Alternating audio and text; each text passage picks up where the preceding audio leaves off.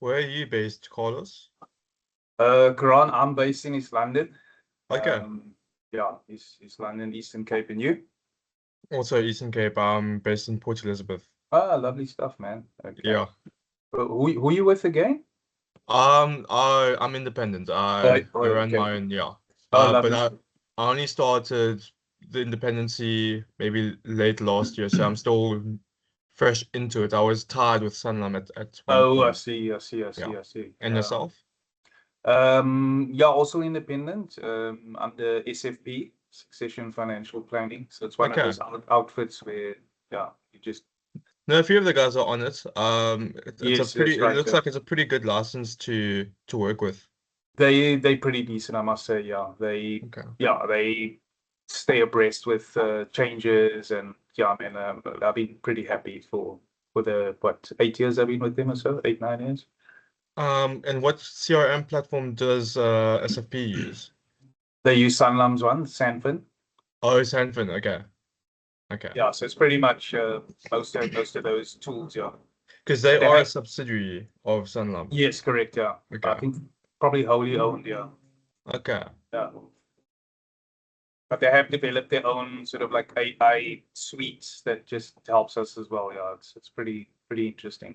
Some good stuff. I'm familiar with Sanfin. It's there's all the record of advices on there and everything like that. Yes, that's right. It's a bit of a steep learning curve, I won't lie. That can be, but I think if you knuckle down and get used to it, it's actually quite a nice tool. I was with Sanfin and then I moved over to Elite Wealth, so it was also a bit of a learning curve. Oh, really? But yeah, overall, I don't know if you've heard of it. And the overall difference? At this point, even though I know it's probably still gives a lot more freedom, but I've noticed there's a lot more administration involved, compliance, and also a little bit more technical. There's a lot more technical knowledge that I had to look up on, because now I'm just not just looking at a Sanlam suite, I'm looking at other suites. So it's more technical knowledge that's a learning curve, if I could say. Understandable, yeah. Thanks for sharing, man. Yeah, hopefully when I'm that side there, get hold of you. No, pop me a message. It'll be cool. Yeah, and this idea as well. Yeah, be this side tonight. Yeah, cool, man. Morning, guys. Morning, Nikki. Morning, Dirk. Morning, everyone. Russell, Shannon, Brendan. You got a jacket on for us, buddy. Morning, Dirk. Check it out. Yeah. Is it cold in Joburg? It is actually. It's been very chilly the last couple of weeks. Okay, so the jacket's not for us; it's for the weather. Yeah. All dressed up and no place to go. Cool. All right, great. I think let's just give it a couple more minutes. Anyone got anything interesting to share with the group? Maybe I can just pitch in something. I was chatting to Nikki a while ago, and we were talking about AI and that, and I was just telling her what you've brought into your practice, Dirk. And I promised her I'd send her the recording, which I haven't done, and I've just realized that now. So maybe you can just elaborate on and share a little bit on that while we wait. Are you talking about Saturn? Saturn, yeah. Yeah.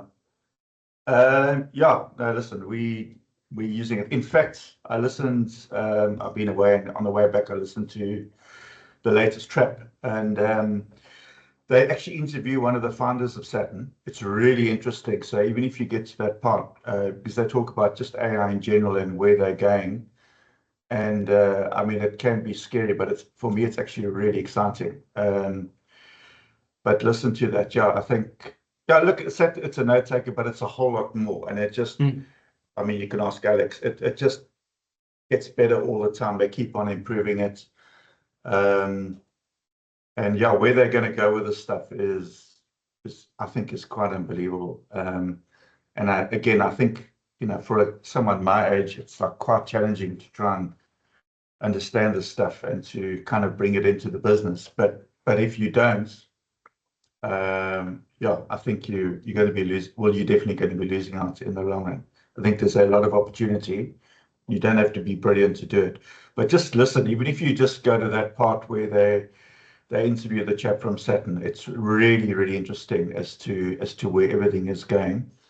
Is that UK based, Dirk? It's UK based, but they're coming here. I'm trying to get them into a few doors. And they're just really good guys. But it'll come. And the big thing they'll do here is they'll look at bringing in, Afrikaans as well. I'm not sure about the other, how many, 14 languages, but I know that they are looking at Afrikaans, bringing that into. So, and yes, I'm trying to get them into a few larger providers, because once that happens, then it'll take off. But it's where they're going is not going to end as a no take. It's going to go far, far further. I mean, in this interview, he talks about, advisors over there that have onboarded they've got a review process that they've built in for certain businesses, and it's saving them. Look, it's putting some people out of work, but it's saving them a hell of a lot of time. And I think not only Saturn, but I think generally that's the way that AI is going to go. So it's going to make us all a lot more efficient. Yeah. Have a look at that. Is that specifically aimed at financial planners, or is it a general? It's financial planning. That is what I really like about them, is they're only doing financial planning. That's it. If you listen to the story, this founder he's from Indian descent, and his parents came here as immigrants, and his dad bought this. He tells his personal story, which is really cool. So it's really interesting. So yeah, I think I never listened to that. Karan, you got your hand up? Is this essentially going to replace the paraplanning role? Because I do recall listening to that Teams meeting a while back. But I think, Karan, I think if you're a really average vanilla paraplanner, for sure, I think you've got to be careful. But I think, you know what, if you're a very average advisor, you're going to be replaced eventually in any case as well. So I think if you average at anything, no matter what your profession, you should be careful. But, again, they highlight also the personal side. So they call it like human-enabled advice. So I don't think if you're improving good at what you do, it's not going to replace you. But if you're average, I think at anything, there's a good chance that some sort of AI is going to replace you. Okay, guys, listen, it's Brendan's big day. He's offered to share his research knowledge with us. I think you guys all know Brendan. He was a very well-deserved finalist in Financial Planner of the Year last year. I met him in person at the FBI convention. We all see him on LinkedIn. He does great work. Great stuff for the profession. So yeah, over to you, Brendan. Thank you, Dirk, and thank you so much, guys, for your time and your attention today. Let me share my presentation. Let's do this thing.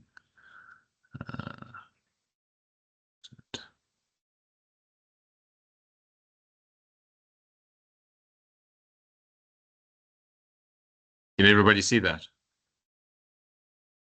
Mm-hmm. Yes, sir. We're getting there. Okay, we can see ourselves. Okay, we're obviously seeing your screen, but it's the group, yeah. Everybody see that? So, right. So, maybe just some background about Formula C and how I first learned about this. So my background, I started with Versa Wealth in Cape Town in 2016, and it was a joint venture between the Galileo Capital Group and the Versa Group. And what the Versa Group's primary line of business is employee benefits. And in particular, they had a number of large government retirement funds that they were administering. And the knowledge of Formula C and how to get the maximum benefit for government retirees was a key focus for us. And when I joined the business, I was green, fresh out of cycle articles, and I had no idea what Formula C actually was. So my hope for today particularly for those who are new or starting out as in advice or starting out as planners, is just to give you an introduction of what Formula C is. And for those who may have dealt with it before or haven't dealt with it for a while, just giving you a refresher on the principles. And there is a lot of information today. Just a warning. I've tried to keep it as simple and as broken up as possible, but it is a lot. So please accept my apology in advance. Follow along as best you can. I'm going to make the presentation available to you guys afterwards, and this presentation is based off exceptional source material that was created by Momentum, which is freely available online. They did I think it's about a 25 or 30 page document that I've taken, I've adapted some of the examples from and some of the content from. So I will also happily share that with you guys afterwards. And just to say that something that I'll mention later, but don't feel like you need to do this alone. You never have to do these type of calculations or this kind of complexity alone. All of the product providers have specialist legal consultants who will be able to assist you with this. It's just important that you reach out to them and tell them exactly who you're dealing with, and they will put you in touch with their specialist legal consultant who could assist you with this. And I'll show you an example of that later. When I did last year, I did a retirement of a government employee, which went very well. So I'll show you the kind of feedback and the kind of support that you will get from the platforms and the product providers. So what is Formula C? Now, a little bit of history. So up until the 1st of March 1998, so before the 1st of March 1998, all government employees, all members of government retirement funds, any lump sum that they took from a government retirement fund was tax-free. As from the 1st of March 1998 forwards, everybody was then treated the same. So all lump sums that you take from public sector funds from then on are taxed. Now, so let's break it down into the key components here. There are sort of 4 key things here. The one is that this applies to public sector fund members, and I'll go into what public sector funds are. It's quite simple. It's quite intuitive, but I'll break that down. Who have joined the fund pre-1 March 1998. Now, that's an important point. So if they joined the fund after 1 March 1998, this isn't going to apply to them. But as Dirk and I put in the introduction, there are going to be a lot of these guys who are retiring now and in the next few years. People who have spent 30 or 40 or more years with government. As an example, I'm going to be meeting with a new client in Durban later this year who was with Transnet for 45 years. So this definitely applies to him. Now, the important thing is that because of the way that this transition happened, if they have pre-1 March 1998 service, it means that they're entitled to a larger than normal tax-free lump sum. So the average person, you and me, we have our 550,000 that we could take at retirement tax-free. Well, these guys, the rules are different. And the way that it's calculated, it's based on their total years of service. I'm going to do a breakdown of the detailed formula, but it's based on their total years of service and their pre-1 March 1998 years of service. So you'll see that the way that the formula is structured, it actually refers to post 1 March 1998 service in the actual formula. But the way that it's calculated, it actually gives you the tax-free portion. Right. So what is a public sector fund? So a public sector fund is defined as a fund that's established by law. GEPF obviously being the most obvious example, and one of the biggest retirement funds I think it actually might be the biggest retirement fund in Africa and one of the biggest in the world. Also SOE funds. So like I mentioned, the Transnet retirement funds, of which there are a few, and others. It also refers to municipal funds, which if a person has worked for a government at any level and they've been a member of a city retirement fund, a local authority retirement fund, or a municipality fund, this will apply to them. And then finally, also employees of the Marketing of Agricultural Products Control Board. I actually wasn't aware of this. I learned this in the research for this presentation. The Marketing of Agricultural Products Control Board and the Development Bank of Southern Africa. So they also qualify. Now, a rule of thumb is that, we talk about KYC and knowing your clients. Understanding your clients' work history and their career is very important. So who they work for now and who they worked for previously. This is the importance here is that Formula C transfers. So if they were at one point in their lives pre-1 March 1998, they were government employees and they had a retirement fund with one of these qualifying retirement funds with the government, and then they preserved without taking a lump sum, Formula C is going to apply to them. So you need to be very careful and understand when you sit in front of a person, just make sure that you understand their whole employment history and where, if they have a preservation fund or an RA, or they have something in their portfolio that's been around a long time, just to understand where that came from, where those funds from, so that you can establish, you can potentially establish this link for them. And it can be any kind of government entity. So if they say that they've worked for government in any capacity, then that immediately switches you on to the potential of Formula C.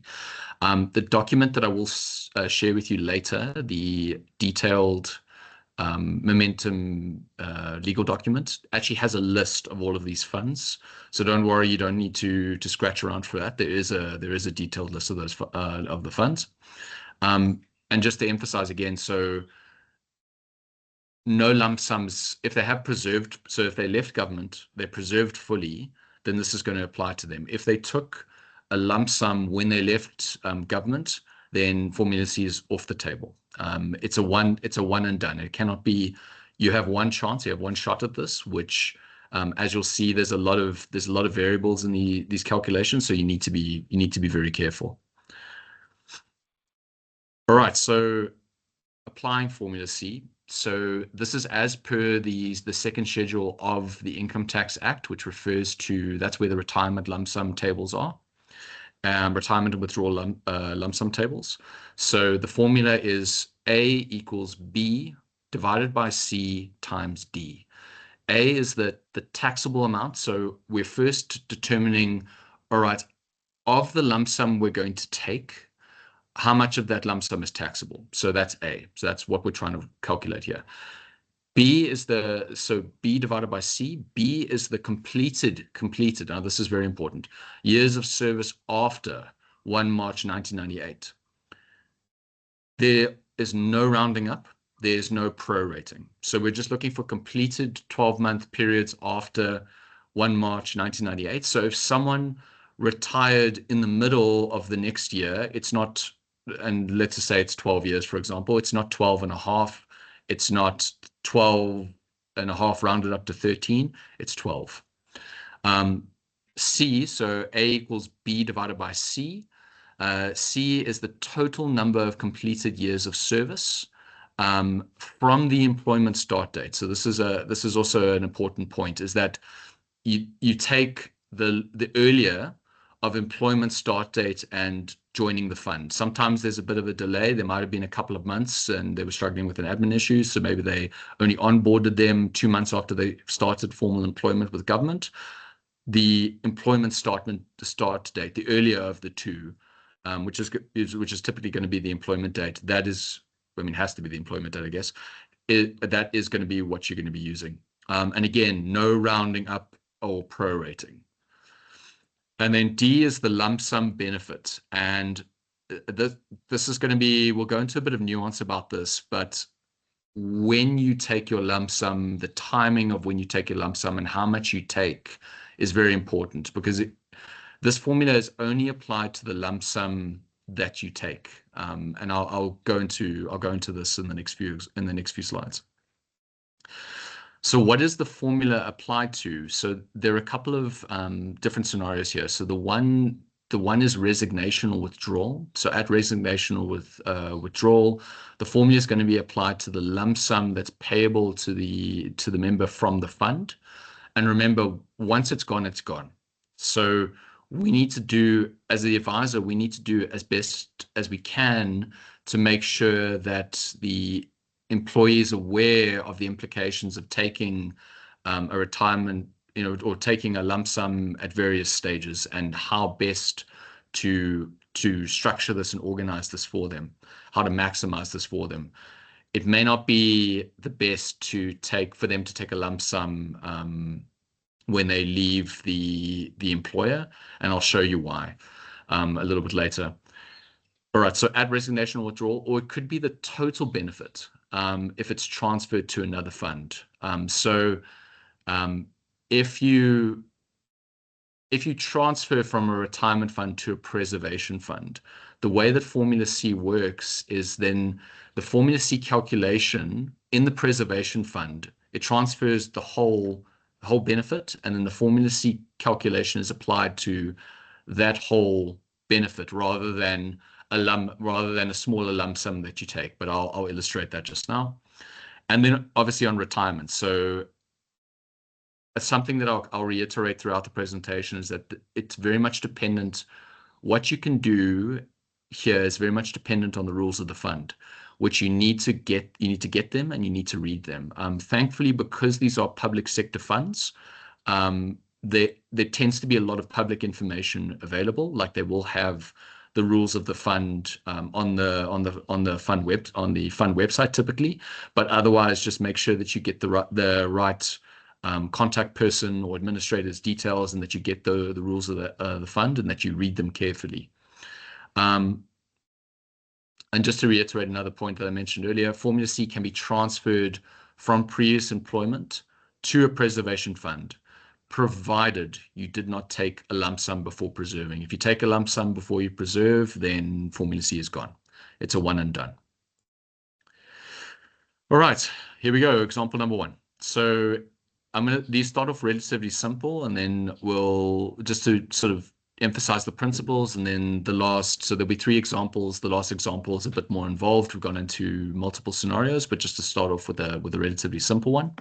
So Mr. Client joined a public sector fund on 1 March 1978, and he resigned. So there you go. There's your trigger for Formula C. Is a resignation on 31st of January 2023. His resignation benefit is 6.6 million. So the Formula C calculation, A equals B divided by C times D. A is the taxable amount, the taxable lump sum that we want to determine. B is the completed years of service. So remember, no rounding up and no prorating. So after 1 March 1998, full completed years until the 28th of February 2022.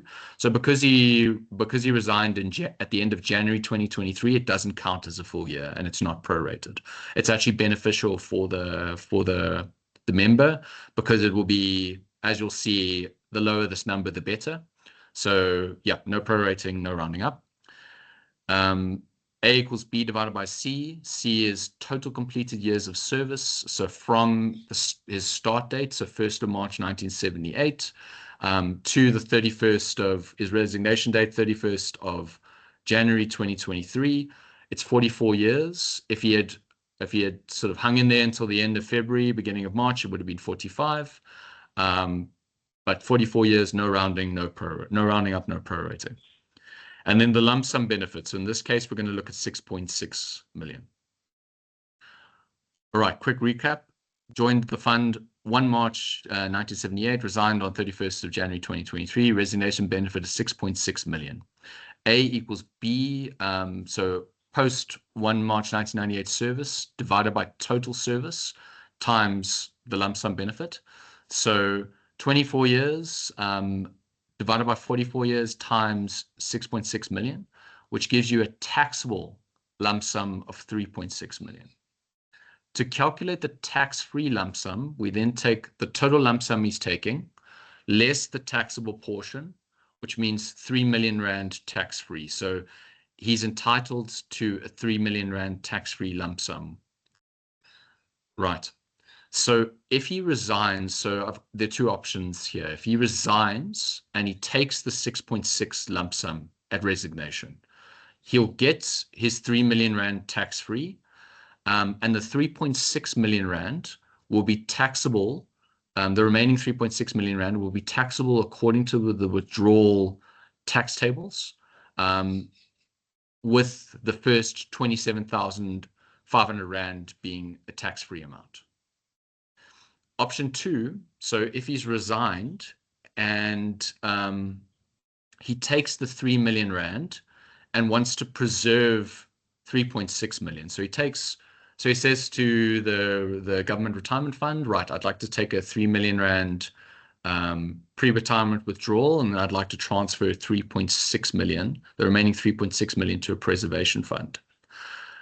The formula is going to be applied to the 3 million, not the 6.6 million, because at that stage he's taking a lump sum. Formula C says it's going to be applied to the lump sum that he takes.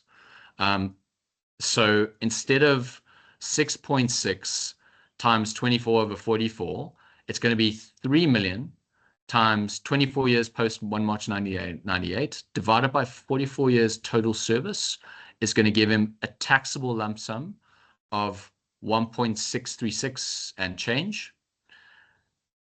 The total lump sum he's taking, 3 million less the 1.6, is going to give you 1.3, 1.4, which is going to be your tax-free lump sum. And then the tax is going to be calculated on the 1.6, according to the withdrawal tax tables, with 27,500 rand being the tax-free amount applied there. Once that's done, it's done. It's gone. So Formula C does not carry over to the press fund. It will not be applied at retirement. Then the normal retirement tables will apply. Example 2. So taking this a little bit further, or doing this a little bit differently. So Mrs. Client was a member of a public sector fund from 1 February 1986. On the 31st of December 2023, she retires from the fund. So again, previously we were dealing with a resignation or withdrawal. Now this is a retirement with a total benefit of just under 5.8 million, 5,755,500. So the fund rules. So again, remember we need to get the rules of the fund, and to read them carefully, because government has started to. There've been some changes in terms of how funds are classified. There have been funds that have previously been classified as provident funds. They've been converted into busy being converted into pension funds. So what the fund rules say is very important, and you need to make sure that you have the most up-to-date ones. So just if you can get hold of the administrator and just make sure that you have the most up-to-date fund rules, that will be very important. So the fund rules allow her to take the whole retirement benefit as a lump sum. So in effect, it's an old provident fund. Again, the formula C, A equals B divided by C times D. A is the taxable amount that we need to determine. B is completed years of service after 1 March 1998. In this case, that's 25 years. Again, no rounding up, no prorating. C is the total completed years of service from 1st of February 86 through 31st of December 2023. That's 37 years, just a shade under 38, but again, no rounding up, no prorating. And then because she's allowed to take the whole lump sum at retirement, we're going to use that for the calculation in this case, just to illustrate this. So the lump sum D is going to be 575, it's supposed to be 500, I apologize, 5,755,500. Right. Quick recap, member 1st February 86, retires 31st December 2023, total benefit just under 5.8 million. Fund allows her to take a whole retirement benefit as a lump sum. Okay, 25 years divided by 37 years, 25 years post 1 March 98, 37 years complete service since 86, times the 5, just under 5.8 million. That gives us a taxable lump sum of just under 3.9 million. And the tax-free, again, we would take the total lump sum minus the taxable portion. That's going to give us our tax-free. And then the retirement tax tables will be applied on the remaining just under 3.9 million, with the first 550,000 rand being tax-free. Right. So now that we've looked at a resignation, a withdrawal example, we've looked at a retirement example. Now we're going to go into a bit more depth here. We've introduced the basic principles. We're going to go into a bit more depth here. So example 3 is going to have 5 sub-examples. Right, 5 different options to introduce and explore the depths of the kind of advice that we're going to have to offer to these clients. Right, so Mr. X joined a municipal fund on the 1st of July 1980. So qualifies as a pre-1998 service, immediately qualifies as a Formula C and a municipal fund. Right. On 31st of March 2023, he will reach normal retirement age. Now, again, fund rules are very important. You need to understand when the normal retirement age is for the client. It usually ranges between 60 and 65. But there also may be rules as to how a benefit is classified and when they leave relative to the fund, or relative to the retirement age, rather, pardon. The rules of the fund state he must use 2/3 to purchase an annuity at retirement. So in effect, it's a pension fund. So if he retires in the retirement fund, he has to use 2/3 to purchase an annuity at retirement, meaning he can take a maximum of 1/3. So there is a restriction on the amount. There's an upper limit as to how much lump sum we can take if we retire through the fund and if we retire through a pension preservation fund later. Okay. Total benefit is just under 8.8 million. I have jumped around a little bit in terms of, you'll see that there are different dates that I've used here to illustrate different principles. But for the sake of simplicity, I've kept the total benefit the same. It will shift and change depending on market growth. It might be lower. It's most likely going to be a little bit higher. But yeah, I just wanted to use more simple figures just to give you, not to confuse you all too much. Right. There's a lot of text on this slide, so let me just carefully run through all the 5 scenarios we're going to work through here. So here are his options. So he can retire in the fund. So he can do the retirement process through the government retirement fund, and he can take the maximum lump sum, which is limited to maximum 1/3. 2/3 has to be used to purchase an annuity, and that's at retirement age. Option 2 is he can transfer. So he can transfer to a pension preservation fund, and he can then retire from that pension preservation fund and take the maximum lump sum. That's the scenario I did for my government client or government retiree last year. And I'll show you an example I'll show you a more detailed example of that later. And in this case, that would be post-retirement. So that's after he's reached retirement age. He stayed on for a month or 2 afterwards and then decided, rather than retire through the government retirement fund, I'm going to retire, but then I can transfer to a preservation fund, and I can then retire there. The rules of the fund are important here. There are some funds that will not let you do that. So if you get to retirement age with certain funds, some of them will let you do what you like and transfer to a preservation fund and retire there. Others will compel you to retire in the government with the government retirement fund. So the rules of the fund are vital. You need to get them and you need to read them. Option 3, he can resign. So we've done the 2 sort of retirement options. Now resignation. He can resign before reaching normal retirement age, and then transfer to a pension preservation fund and take the full pre-retirement withdrawal. Option 4, he can resign before reaching normal retirement age. He can transfer to a pension preservation fund. He can take the pre-1 March. So we then calculate what the pre-1 March tax-free benefit is using the Formula C as a withdrawal. So once the money's landed, literally immediately after the money is landed at the pension preservation fund, he decides he wants to take the pre-1 March 1998 tax-free lump sum as a pre-retirement withdrawal. And then later, when he's ready to retire, he can retire from the pres fund, and then he wants to take a maximum lump sum at that time, which is 1/3 of the preservation fund. This gets a little bit more complicated with the two-pot system, but we'll have a little bit of a discussion about that later. For some of these guys, they had, if they're close to retirement, if they were a certain age and close to retirement age, 2021 through 2023, they didn't, some of them, unless they opted into two-pot is not going to necessarily apply to them. So you just need to make sure and understand exactly what's happened with the individual client, whether they opted into two-pot or not, or whether the fund, and whether they were compelled to do so.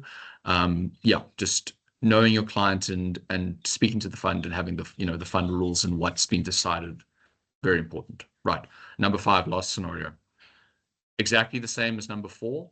So resign before reaching normal retirement age, transfer to a pension preservation fund, takes the full tax-free lump sum that we've calculated immediately after landing at the pen pres fund, and then retires later from the pension preservation fund. But instead of taking 1/3, client decides to take 550,000 Rand at that time. So just the tax-free lump sum on the retirement fund tables. Right. So important. The rules of the fund. You're going to get sick of me saying this. Rules of the fund regarding retirement and resignation. Need to understand that. And then especially regarding the retirement age and the member's right to transfer to another fund and when. Okay. 2 examples. Transnet. This is my situation I'm dealing with later this year. Transnet members are deemed to have retired within 3 years of normal retirement. So resignation and withdrawal, that scenario is off the table. GEPF will not allow you to transfer your retirement benefit to another fund if you reach normal retirement age. It has to be with GEPF. So it's very important that as soon as someone reaches out to you, that you get the fund rules immediately and you understand where they're at and what their options are. Right. Scenario number 1.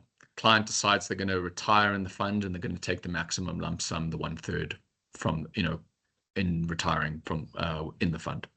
Right. 8.7 million total benefit, limited to 1/3 lump sum.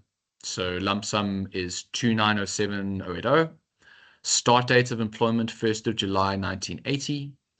End date 31st of March 2023, which is at retirement age. Taxable amount to be determined. So A equals B divided by C times D. A is the taxable amount to be determined. B, completed years of service after 1 March 1998. No rounding up, no prorating. We've got 25 years. C, total completed years of service from start to finish. 43 years. It would have been 44 had he stayed until the following year, end of June, beginning of July. 43 years, no rounding up, no prorating. And then D, the lump sum benefit. So because he's compelled to take 1/3, or he's only allowed to take 1/3, he's compelled to annuitize at least 2/3, then D is going to be the 2907,080. Right. 25 years after 1 March 1998 divided by 43 years total service, no prorating, no rounding up, times the lump sum gives us 1.69 million taxable portion. Total lump sum to be taken, less the taxable portion, gives us the tax-free portion, which is 1216917. Retirement tax tables are then going to be applied to that taxable portion of the lump sum. So we've taken 2907, 1216917 tax-free, 100% tax-free, and the remaining 1690163 then gets applied to the retirement fund tax tables, with the first 550,000 being tax-free. That results in 336,209 rands worth of tax. And just to show you the benefit of this and doing this correctly, so if you look at the effective tax rate, so he's taken nearly 3 million rands worth of lump sum and only paid 336,209 rands worth of tax. So that's roughly about 10 to 12%. When you look at the retirement tables, the bracket that he's in is marginally taxed at 36%. So there's actually quite a big tax saving for the client here, which can be really beneficial for them. So hence why it's just important to be very careful and take your time and make sure you understand every variable before giving advice on these matters. Right. Lump sum minus the tax means that he's going to be receiving 2.5, almost 2.6 million after tax lump sum, and that the remaining 5.8 million it needs to be used to, the remaining 2/3 of the original 8.7 million needs to be used to purchase an annuity. Right. So not too bad. Pretty good outcome. Right. Part 2. Instead of retiring in the fund, he decides, he works on for a little bit longer and says, you know what, actually, I want to transfer to a pension preservation fund, and then I'll retire from there. Again, the rules of the fund are important. If the fund doesn't limit this, it could potentially be a better option. Right. So retires from the pension preservation fund, and he takes the maximum lump sum, which is 1/3. 8.7 million total benefits. Start date 1st of July 1980. End date 31st of May 2023. So he's post-retirement. Retirement being 31st of March 2023. A equals B over C times D. A equals the taxable amount to be determined. B, completed years of service after 1st of March 1998. 25 years, no prorating, no rounding up. C is total completed years of service. In this case, it's 43 years. And again, no rounding up, no prorating. And the lump sum benefit. So when you retire in the fund, remember that when you retire from the fund, the lump sum that you take from the government retirement fund, the lump sum that you take, Formula C is applied to that. So Formula C is applied to the 2.9 million. Because we have transferred the whole benefit from the government retirement fund to a pension preservation fund, Formula C then gets applied to 8.7 million instead of 2.9 million. So it preserves the entire Formula C. Okay. And let me show you what the benefit is to that. So we transferred to a pension preservation fund. We're now going to retire from the pension preservation fund. We're taking the maximum lump sum. Right. 25 years over 43, post 98 divided by total years of service times 8.7. That gives us a taxable portion of just over 5 million. 8.7 million minus 5 million, giving us 3.7 million tax-free lump sum. Now, it would be great if we could take that whole tax-free lump sum for the client, but because this is a pension and a pension preservation fund, and we're doing a retirement directive, we can only take a maximum of 1/3. So that 3.7 million is limited to 1/3 of the 8.7 million, which is the 2907080. But importantly, because the Formula C has been applied to the whole amount, and we have a tax-free lump sum on that whole benefit higher than this 1/3, it means that whole 1/3 is tax-free, right? So zero tax on that 2.9 million, and then the remaining 5.8 million. So the original so 8.7 less 2.9 gives us 5.8. That has to be used to purchase an annuity. So you see the difference between option 1 and option 2. We've been able to save the client 330,000 rands worth of lump sum tax just by moving him to a pension preservation fund and then doing the retirement for him, because the Formula C is applied to the full benefit and not just that 1/3 lump sum from the government retirement fund. Right. Option 3. So option 3, he decides to. So we've done the two retirement examples. Now we're going to do some resignation stuff. So he decides to resign before reaching normal retirement age. Now, again, the rules of the fund, we've got to make sure that we can do this. But if we can do this, you'll see that it could potentially be beneficial for the client. Dirk, yeah, you have a question? Sorry, Brendan. Yeah, just a question. Yeah. Obviously, the portion of the lump sum or Yes. the third that is not converted to a lump sum. Just a question. It does, if you have contributions that you haven't had a tax deduction on in a normal RA, obviously they can be added to income. Income can be tax-free until you've utilized that full amount. Does that not apply in this case, obviously? Yeah, so okay, so it will, but the order of deduction is important. So, and for full disclosure, I'm not a legal specialist. But what I will emphasize later on in the presentation is that it's very important that you engage with, so each one of the product providers, each one of the platforms is going to have a legal specialist that can assist you with this. Now, there's an order of deduction when it comes to Formula C, the pre-retire, the over-contributions to retirement funds. So it's important to understand how that's going to be applied. But I think the worst case scenario, Dirk, is that you're going to be able to, so you will obviously in this case be limited to the 1/3. But that over-contribution is probably, at the worst case scenarios, is probably going to be deducted against your taxable income later, against the living annuity income or what's generated by the living annuity. I hope that answers your question. Yeah, no, it does. So okay, so we're not 100% sure on that, but no. So we need to chat to a legal specialist on that just to make sure of the order of deduction. But yeah, I'd imagine that. I mean, not being a legal specialist, my gut feel is that Formula C will probably supersede that, and that at 10C, the over contribution would then be deducted later from taxable income. So the client will still receive the benefit of that, but just in a different part of the retirement process. Okay. Thanks. Cool. Sure. Example 3, we decide to resign. But we're resigning before normal retirement age. So now we haven't got to 1 March 2023. We've decided to resign at the end of January. We then transfer, so we transfer the whole benefit. So now we're preserving the whole Formula C. We're transferring to a pension preservation fund. And then we're going to take a full pre-retirement withdrawal. So this is going to be a bit more complicated because of the two-pot retirement system, but I'll discuss different variables around that a bit later.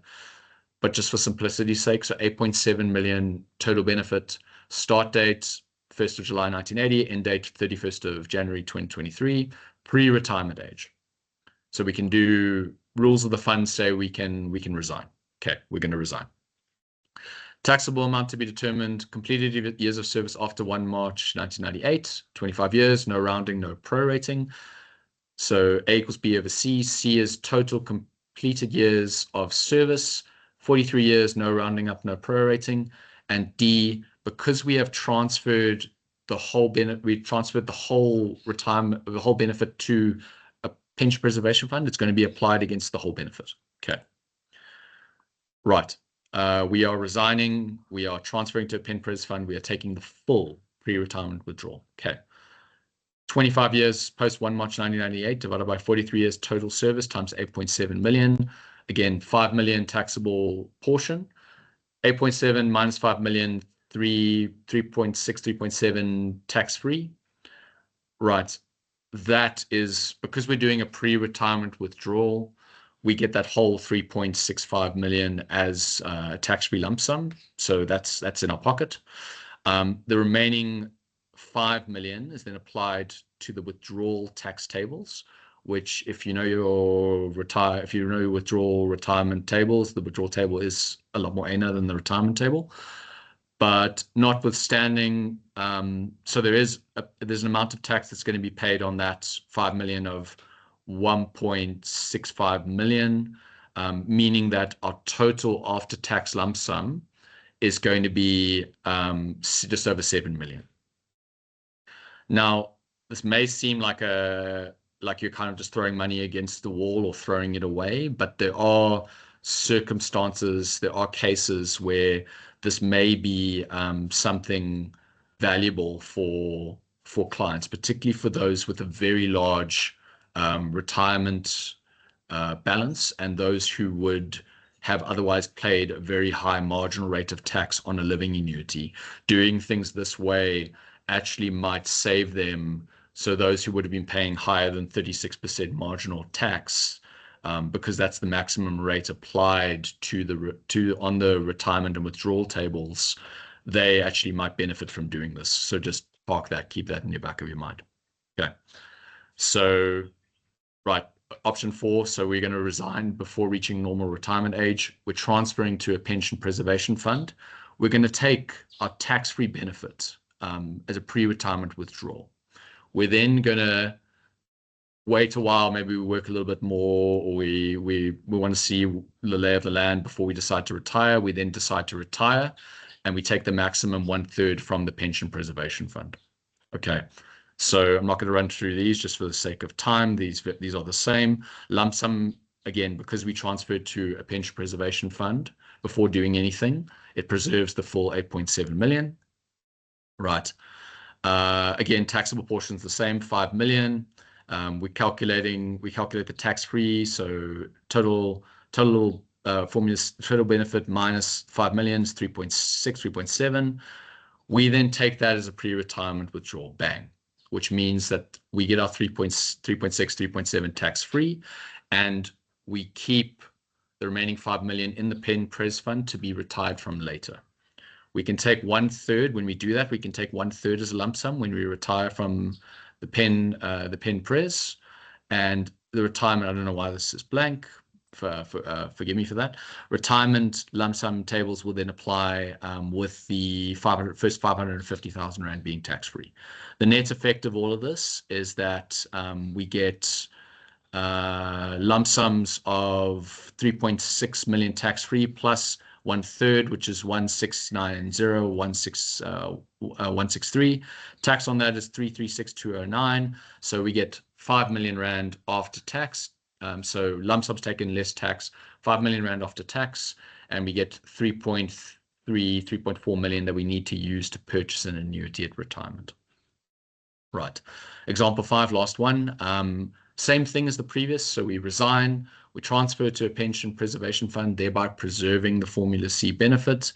We take a tax-free lump sum benefit that we've calculated as a pre-retirement withdrawal immediately, and then we retire later. The only difference, I apologize, it should be 550.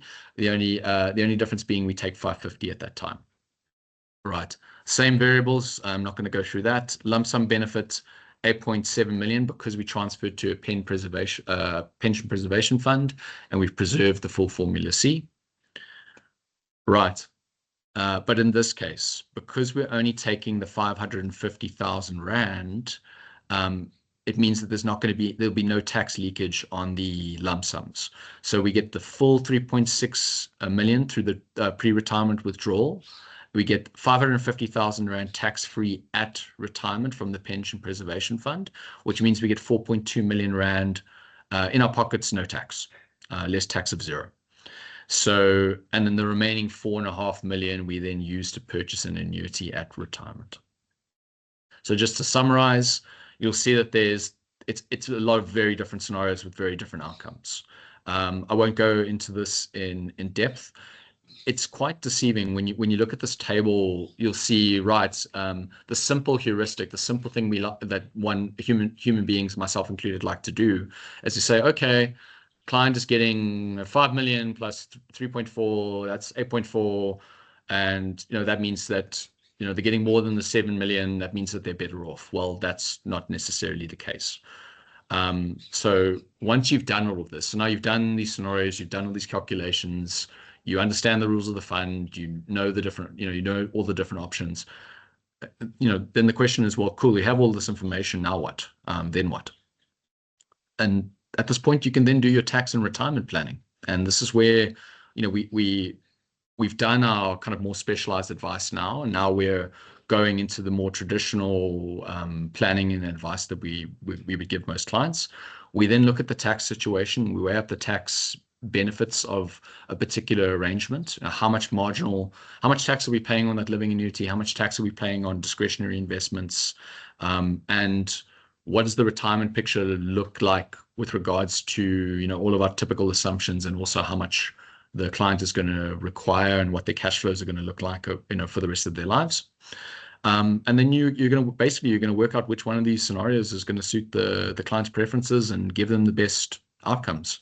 There's perfect advice that's ideal, and there's also client preference and what the client prefers. A client may not want money in a living annuity. They may not like the restrictions of that. You can then show them the different scenarios and say to them, well, okay, if you do that, here, this is the implication, this is what the picture looks like. If you do this, this is the implication, this is what this looks like. So you can really weigh it up. I'll show you an example of what one of the platforms did for me with this case. Something I haven't mentioned up until this point, when it comes to resignation, if they get, so some government departments, some government entities will give benefits to people as a long service reward or award when they retire from the employer. And one of those is typically subsidized medical. Now, that's something that you need to make sure that you consider in your planning. Subsidized medical, if you've ever done a present value calculation of what a medical subsidy can mean for a client, it could be worth millions. So that needs to be factored in. So just be very careful when you're thinking of advising the client to resign. That's why I couldn't, for my client who came to me, he had a subsidized medical for life if he retired from the employer.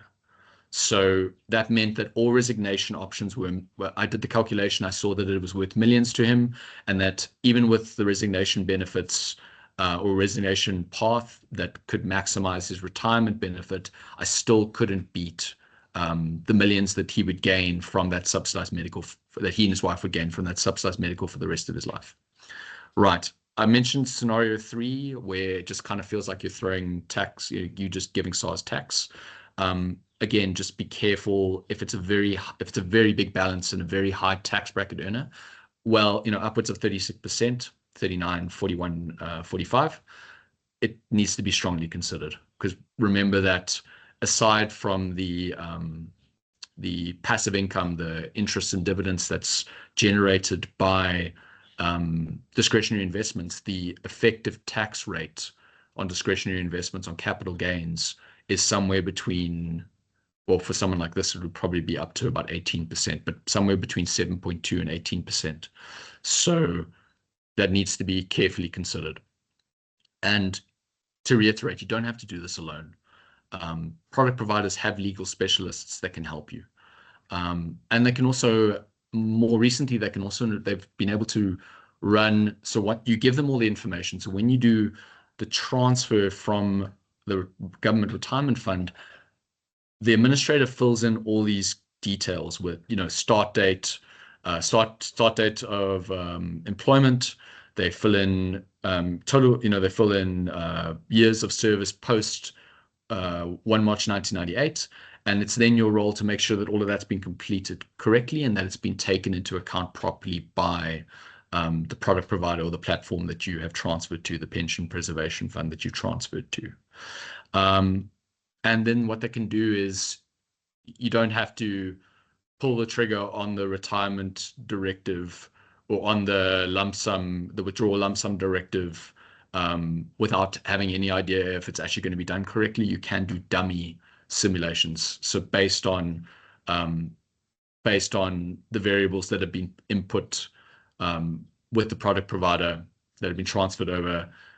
So in my case, we did the first simulation, and it actually was they'd made a mistake on how it was input. So the first outcome was incorrect. I immediately went back to them and said, listen, this isn't correct. As per my engagement with the legal specialist, this is a scenario. These are the variables. Could you please make sure that this is done correctly? They corrected it. The next dummy simulation came back correct. So, and then we could go forward. Right. Okay. What about two-pot? So a few thoughts about the two-pot retirement system. So if they were a certain age, forgive me, I think it was, within 10 years of retirement age, I think it was 55 as at between 21 and 2023. Sorry, my memory's a bit fuzzy on this morning.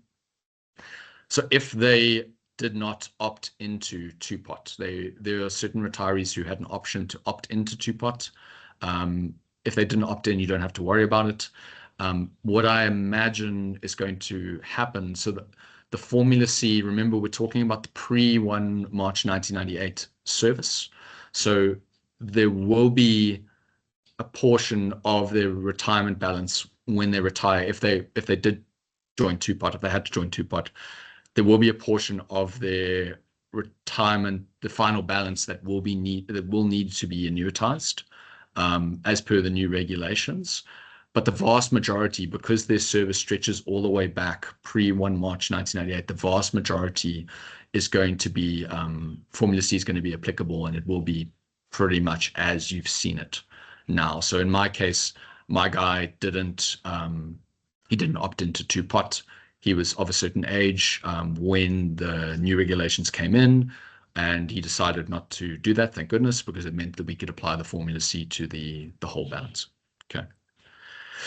Right, quickly, key recap. So when you meet someone, you need to understand where this person's from and what their journey has been in their careers. And when you meet someone who's working for government, or is a former government employee, who has only preserved and has never previously taken a lump sum from the government retirement funds. That's very important. This is going to apply. Formula C is going to apply. It's on the table. Do not round up or apportion years. So completed years only. It's actually just beneficial for them, especially on the top line, especially service post 1 March 1998. The rules of the fund. I know you guys are going to be sick of me saying this. Read the rules of the fund regarding retirement ages and what they can do with their benefits pre-retirement, at retirement, and post-retirement. Can they resign? Are they going to be compelled to retire? Like, how old are they now? Where are they? So you need to establish what the lay of the land is, what are the rules, and where they are. And again, to just be very careful of resignation options. So withdrawals, resignation options, if they have benefits linked to retiring from the employer, like subsidized medical, which could be worth millions. You only get one shot at this, so just be very careful. And if you're unsure, please make sure to engage with a legal specialist. Each one of the platforms is going to have one. So when I originally reached out to a number of providers, they all offered specialist support. So yeah, please don't worry. Make sure that you ask for it. Don't think that you're unworthy of that. Right, so that's the end of my presentation, but I just wanted to show you as well. I've got the feedback that I got from the product provider, which I would just quickly want to share if I may.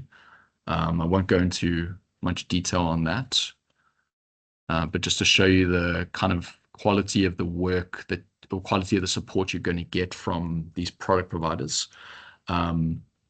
You'll see that this isn't branded. I'm not going to punt the provider, but just to know that this is the kind of standard of support you should assume from, or you should get from a platform or provider when you do something like this. So you see here they're given a breakdown of retirement versus resignation. Here's a breakdown of the whole scenario, and as we've gone into detail about, this is the after-tax money, the amount of tax, and this is the sort of final outcome. They also gave nice comments with regards to the specific funds that the client was a member of, the Municipal Gratuity Fund, and then the Municipal Workers Fund, National Fund for Municipal Workers.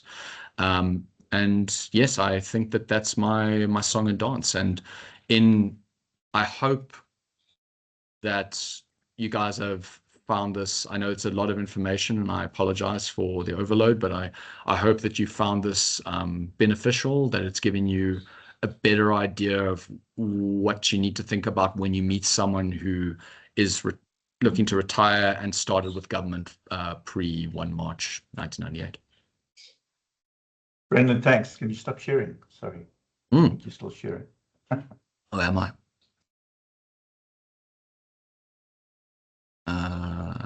Am I? Sorry, Kurt. No, sorry, Dirk. Yeah, are you? You're not? Okay. No, I don't think so, no. Okay, cool. Thanks so much. That was really detailed. And I just want to comment that if that is scary for some of us, it should be. You know, it's not just about taking money, whether it's discretionary or pension, and investing it for income. When we're looking at people's retirement, there's a lot of detail that we should be going into. We should be looking at, you know, current and future income tax rates. You know, when determining how much we take as a lump sum, we've got to be looking at liquidity, not only now, but into the future for the whole of the retiree's age, which could be 40 or 45 years even. So this is really, really serious business, because the decisions that we assist clients making at this stage of their lives is going to determine the rest of their life. So I would also further say that as much as providers have calculators, the onus is on us. We can't turn around and blame a calculator down the line. As financial planners, this is why becoming a CFP is so important. Really, guys, if you aren't, I hope that you're studying towards it. Brennan's an accountant, Ferdy's an accountant, so for a lot of them, I think even for them, a lot of this is not just natural knowledge that they're going to have. Because I had no idea about this. I was a full CA. I was a qualified CA. Yeah. And I went and I sat in the principal of the fund, her office, and she schooled me for 2 or 3 hours on this. So, and I had no idea, and it just completely blew my mind. So please, I know this is overwhelming, as Dirk said, this is overwhelming, but you're always welcome to reach out to me if you have any questions. If you ever have a scenario like this, we can chat. Just to sort of once you've done a few of these, it gets a lot easier and it becomes a lot more intuitive. You start to know what you're looking for, and you know what you can do for the client, and you can have much deeper conversations with them from the first meeting about what their options are.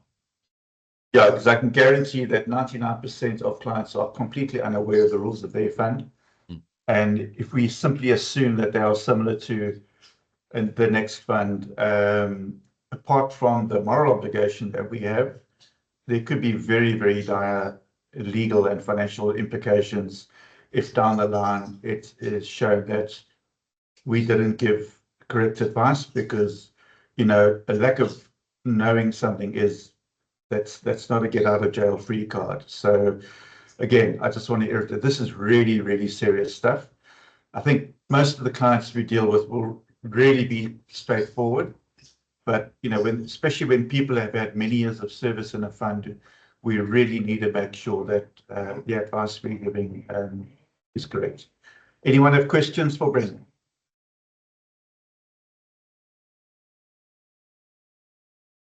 Don't be shy. I think I killed them. We all just shocked. I think I killed them with all the times I said, please read the rules of the fund. No questions until we encounter a client. Then we're going to phone you. Yeah, go ahead, please. Happy to. Yeah, look, and that's what the group's for as well, guys. So remember, there are no stupid questions. We can't all know everything all the time, and things do change. So it is important that we reach out if we're not sure of something. No questions. Cool. Dirk, how should I share the information, this content? Should I share it on the meeting here, and then maybe drop it on the WhatsApp group as well? What do you think? Yeah, I think if you do that, that'll be great. Yeah, let me do that quickly. Everyone can access the WhatsApp group. Yeah. Morning, colleagues. Dumo here. I just want to ask a quick one to Brandon. Sure, Dumo. Brandon, thank you so much, firstly, for the presentation. I think it is quite an eye-opener, especially for us young guys in the profession. Look, I just wanted to find out, say, for example, the client was once divorced at some stage of their lives, and they're now reaching retirement. How does then that affect the calculation of the formula? So, all right. So there actually is in the source document that Momentum drafted, the detailed legal document, there actually is a section dedicated specifically to divorce and the impact on the Formula C. So that's an excellent question. And that is something that needs to be considered as well. And again, an important part of knowing your client. So I will, let me just work out how I'm going to share this, but I will share I just want to share a document on the chat here. Anyway, I will share that, and then that will give you greater insight. But then again, just to make sure that you lean on, unless we have formal legal training or unless we're employee benefits specialists that have dealt with this the guys who taught me this had been dealing with it pretty much since it became relevant. So from kind of the late 90s, early 2000s. So by the time I sat with them, they'd already been doing this for 20 years. So it was very simple for them. So I'm still myself, I'm very much learning, like the mistake I made. And I think part of why, you tend to make presentations and say things for yourself. Part of why I say no rounding up, no apportionment is because I made that mistake in my initial calculations for this client last year, and then I was corrected by the legal specialist who was helping me. So yeah, Dimo, great question. Thank you. And I'll make sure to share this here once I work out how to do it. Okay. Cool, Thank man. you, sir. Thank you. Since you're talking about divorce, another thing that I've come across quite often is I've got a few attorney friends who handle family law, and they ask me when a couple are getting divorced about the retirement funds, and what becomes very apparent is even advocates, they don't know retirement fund law as to how things get split. So they'll be very quick to cede across or transfer a retirement fund of sorts, whether it be an RA or whatever.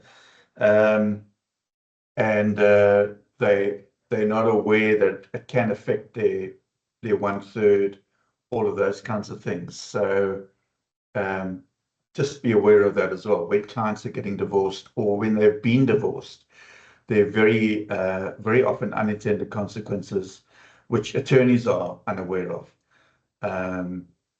So yeah, if it's past the fact, there's nothing we can do about it. But just remember that when you have clients who are in that situation, just to be very aware, because I know sometimes they'll say, okay, they'll actually do themselves in, because if they transfer a fund, or they cash out of a fund, it can affect whether they do it before the RA, for instance, is transferred or afterwards. It can affect their lump sum, but they qualify for one day when they do retire. Karan, you got your hand up. No. I'm all good. It was a question, but it's not important right now. Anybody else?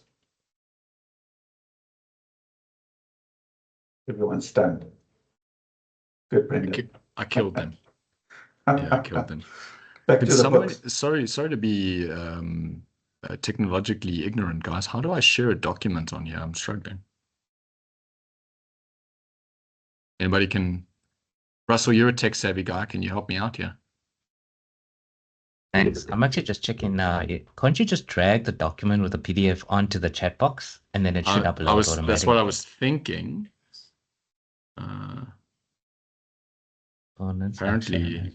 Apparently not though, which is weird.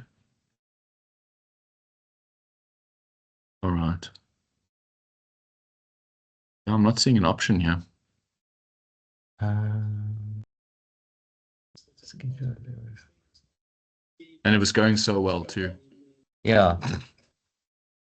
Because I'm sure we've attached like a PDF or something onto the chat before. Okay. Otherwise, you probably have to pop an email to everyone. Yeah. Or send it on the WhatsApp group. I'll share it on the WhatsApp group. Yeah. Cool. Okay, great, guys. Any suggestions for our next topic? I will come up with one, but anything that everyone wants that they find is quite relevant at the moment? Anything anyone battling with? Maybe financial planning for divorce. Yeah, it's a biggie. That is a biggie. Okay. All right. Yeah. Again, lots of aspects of that. Just a comment on that. Yeah, I've been asked again by same attorneys to help with work out what a fair settlement is, and you come up against, say, I get used as an expert witness, and you come up against other expert witnesses, and then you realize quite scarily how the lack of knowledge that certain advisors have when it comes to doing financial planning or retirement planning. So that's a very real thing as well. You know, people can't just live off, and normally it's the women who get done in. People can't just live off a monthly income. You know, you got to look at building into that capital needs, such as replacement of vehicles, other things as well. Increases in medical aid. Medical aid does not increase along with CPI, as we know. It's probably 5 to 7% above CPI. So if you are ever doing those for clients, yeah, that's a good subject. Okay, let's go into that next time. But it's quite a rabbit hole you can go down there. And again, that's really important in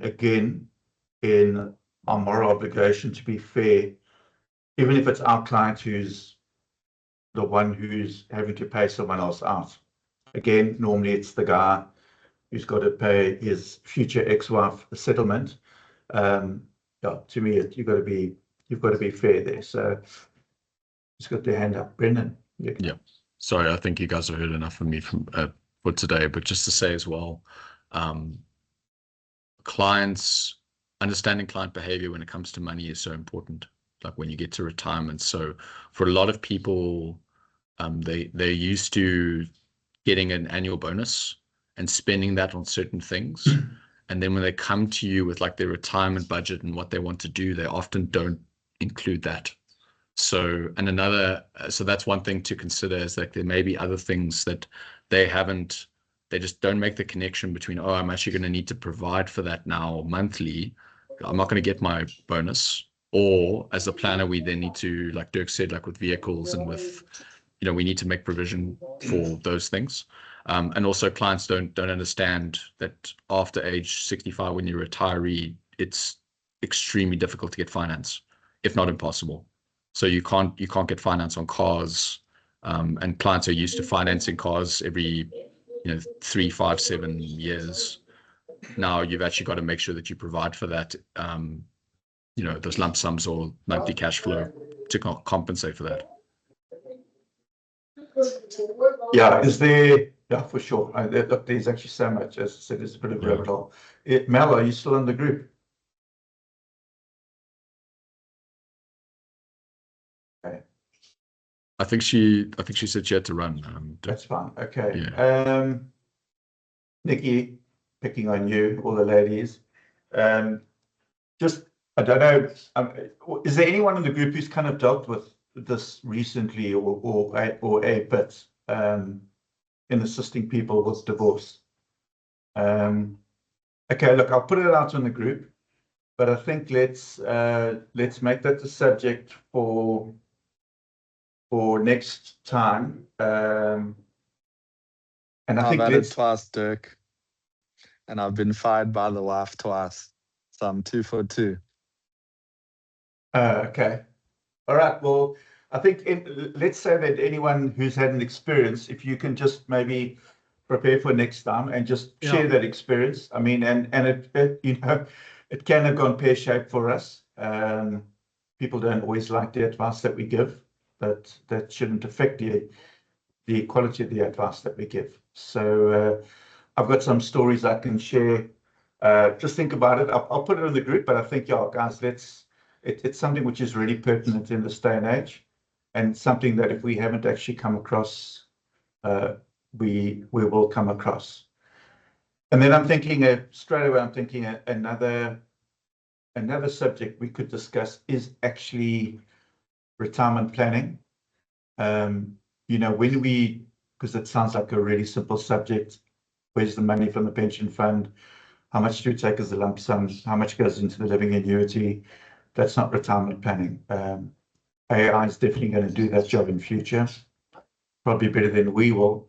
But what maybe we should look at, what have we discussed in retirement planning? What are all those future things that we need to try and foresee that even the client doesn't foresee, you know, to make sure that our clients do actually retire comfortably, or the eventualities, whether it be having to sell property down the line or move into retirement villages, providing for old age care if we live long and our health isn't great. I think there's a hell of a lot there. So I think, yeah, for the next few sessions, we've got some really good subjects. Okay. Anyone have anything to add? Sorry, Nikki, I did pick on you. I didn't ask. So. No, I was going to say, well, prepare for next time.